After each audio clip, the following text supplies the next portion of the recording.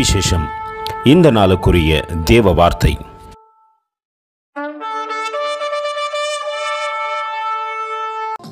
Henceforth there is laid up for me a crown of righteousness, which the Lord, the righteous judge, shall give me at that day, and not to me only, but unto all them also that love is appearing.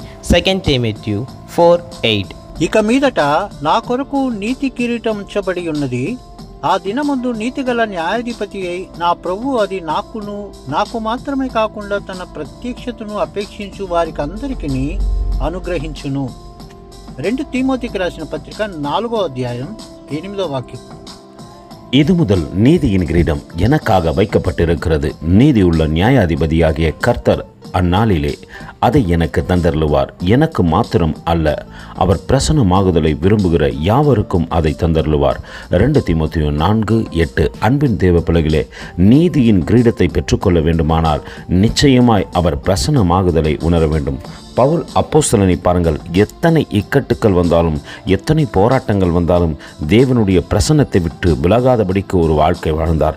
பவுலை கல்லெறிந்தார்கள், நிர்வாணமாக்கினார்கள். பசியோ, தியாகமோ, நாசமோசமோ, பட்டினியோ என்று சகல காரியத்தை அனுபவித்த போதிலும், அவர் சிறைச்சாலையிலே தள்ளப்பட்ட போதிலும் தேவனுடைய பிரசன்னத்தை விரும்பினார்.